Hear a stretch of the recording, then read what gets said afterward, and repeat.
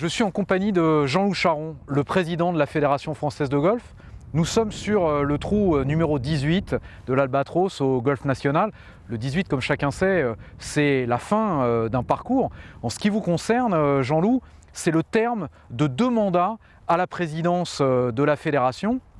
Le soleil est radieux aujourd'hui au Golf National. Est-ce qu'il en a été de même pour vous, Jean-Loup, tout au long de ces 8 années passées à la tête de la Fédération française de golf? Ces 2 mandats ont été forts et riches en même temps, riches de très bons souvenirs, de bons souvenirs et de souvenirs tout court.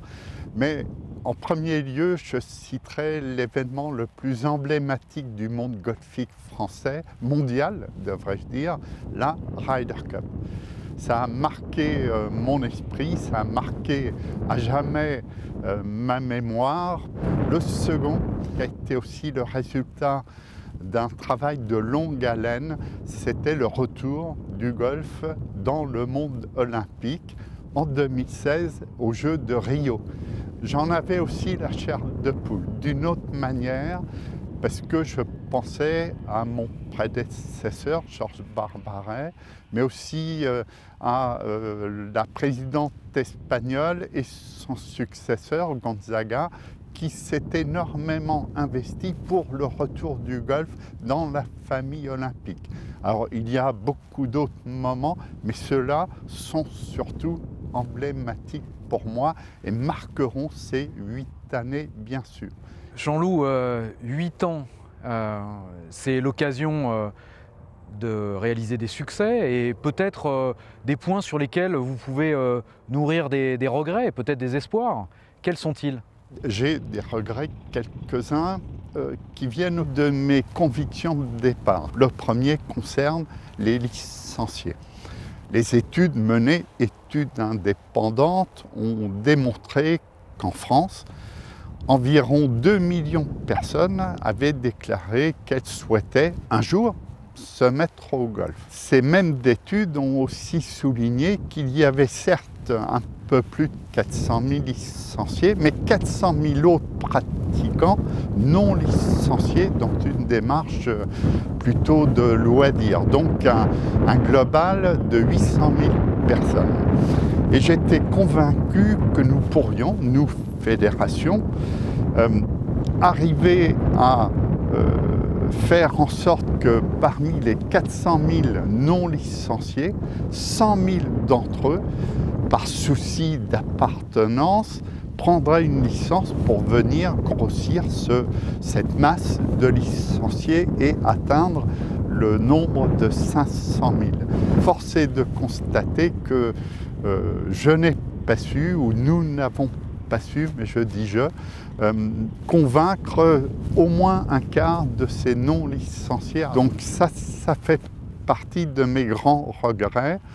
J'en ai un autre qui concerne la pratique féminine, où en France, nous avions en 2013, je crois, environ 29% de pratiques féminines.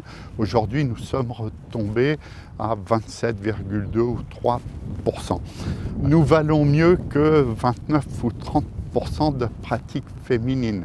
Et j'avais l'ambition de casser le seuil des 30 pour progressivement nous établir autour de 35%. Il y a d'autres thématiques, évidemment, qui ont été appréhendées par la Fédération durant ces 2 mandats sous votre autorité, Jean-Loup. Et on pense notamment à la dimension environnement et aussi au sport dans toutes ses composantes amateurs et professionnelles. Qu'est-ce que vous retiendrez sur ces thématiques particulières? L'environnement est devenu un thème majeur. La Fédération a toujours été à la pointe de cette thématique. Dès 2004, la Fédération a signé la première convention avec le Muséum national d'histoire naturelle. Ces conventions ont été renouvelées année après année, mandature après mandature. Ensuite, nous avons élargi ce thème environnemental vers l'eau, qui est aussi une ressource importante pour les golfs, en nouant des contacts et des contrats étroits avec les agences de l'eau, en sensibilisant les clubs à cette gestion et les efforts qu'ils devaient faire, d'actualité qu'ils ont fait pour la plupart, à tel point qu'aujourd'hui, 90% de l'eau consommée par les clubs est de l'eau non potable. L'autre volet dans l'environnement qui est devenu important est l'utilisation de produits phytosanitaires ou phytopharmaceutiques et l'évolution de la législation pour en supprimer totalement l'utilisation à l'horizon 2025 vraisemblablement. Au travers de la fédération, nous sommes rapidement emparés de cette problématique et avons mis en route des discussions et négociations avec les ministères concernés. Notre but n'est pas de lutter contre ces mesures qui sont logiques et qui vont dans le sens d'améliorer le respect que nous avons pour la nature, mais de travailler pour développer, rechercher, financer des projets de manière à mettre au point notamment des produits de substitution. À cet effet, nous étions ensemble, mon cher Christophe, nous avons déclaré vouloir créer un fonds de dotation et la fédération s'est engagée à y consacrer 200 000 € pour justement développer ce fonds et ses recherches et développement de produits de substitution. J'en ai réuni le premier conseil d'administration il y a quelques jours et donc c'est en marche. Le conseil d'administration est constitué, les différentes parties prenantes sont nommées, la fédération sera représentée par Pascal Grisot dès maintenant et il en assurera la présidence. En dehors de l'environnement, au niveau du sport amateur et du sport professionnel, je voudrais souligner qu'au cours de ces 8 années et dans les moments importants que j'ai vécus, il y a eu beaucoup de victoires sportives. Je pense au Danemark, championnat d'Europe par équipe amateur, où j'étais venu soutenir l'équipe féminine. Il y avait eu une fantastique bagarre pour arriver en finale. Et cette superbe équipe de France féminine avait lutté pour partir en play-off, gagner le play-off, aller jouer la finale et ensuite remporter le titre de championne d'Europe. Et la joie de ces jeunes filles, cette émotion qui transparaît avec la victoire, c'est extraordinaire. C'est vrai que le golf est un sport individuel, mais il trouve quand même son éclat dans les épreuves par équipe. Mais dans le sport amateur, la fédération joue un rôle extrêmement important, puisqu'elle conduit les meilleurs d'entre eux qui viennent du club, ne l'oublions pas. C'est un enseignant d'un club qui emmène un jeune jusqu'au niveau national s'il a les compétences pour. Et la fédération met tout en œuvre pour elle-même l'emmener le plus haut possible et le plus loin possible jusqu'à l'entrée du monde professionnel par des mesures d'accompagnement, d'aide, d'assistance pour que cette transition amateur-professionnelle soit pas trop difficile à vivre. Aujourd'hui, sur 100 amateurs, 95 veulent devenir professionnels, d'où le défi permanent que relève la fédération pour arriver, les aider du mieux possible avec des critères dans ce monde professionnel.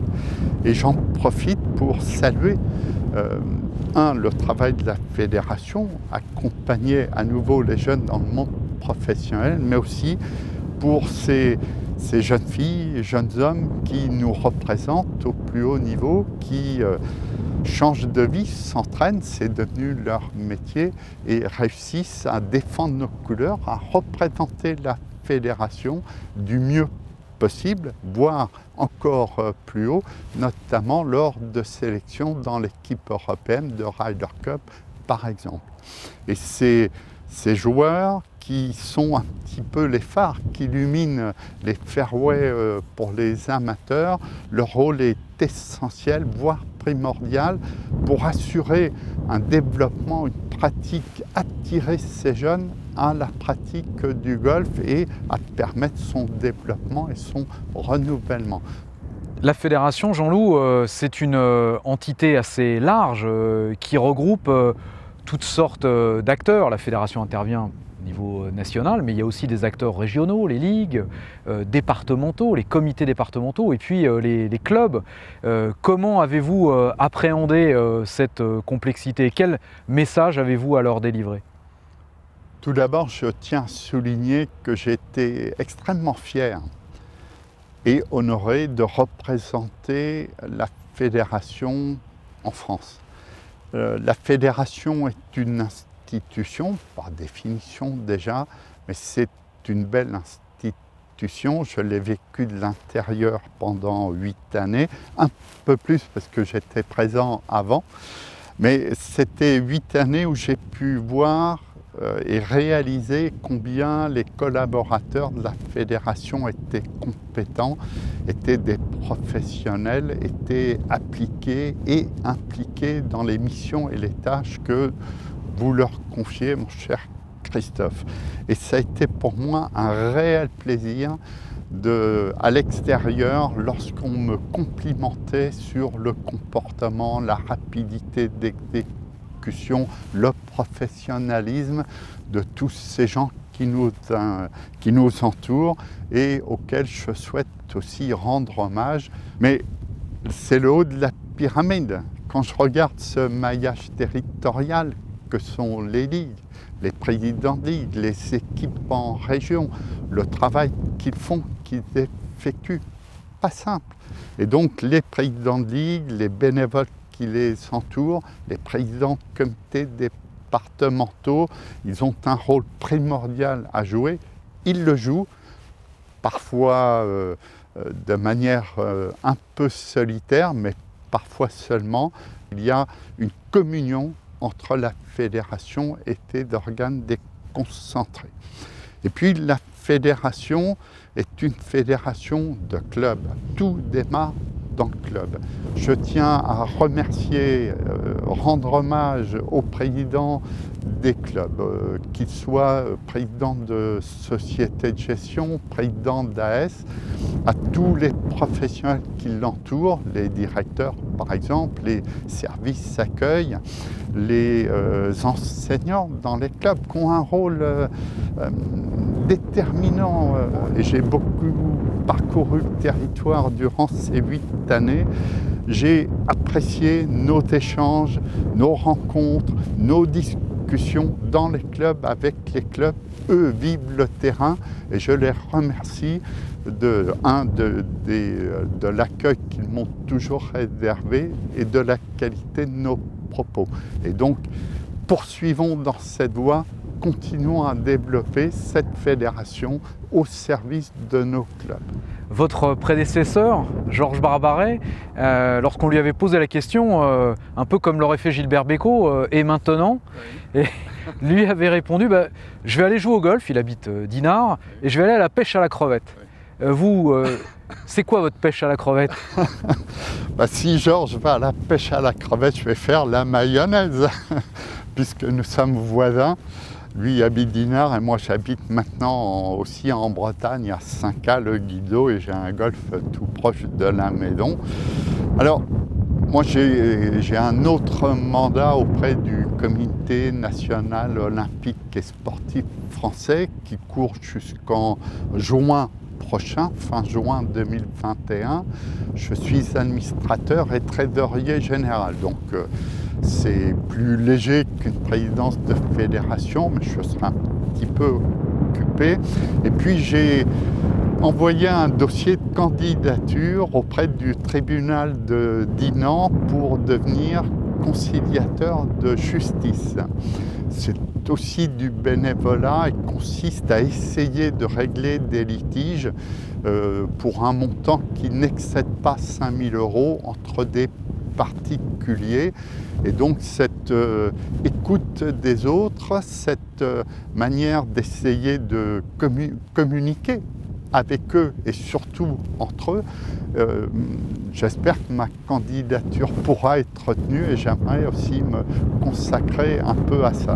Et puis si une mission au niveau du Golfe m'était attribuée, je la prendrais avec plaisir. Néanmoins, avant de couper notre entretien, mon cher Christophe, nous fûmes tous les deux binômes pendant 8 ans.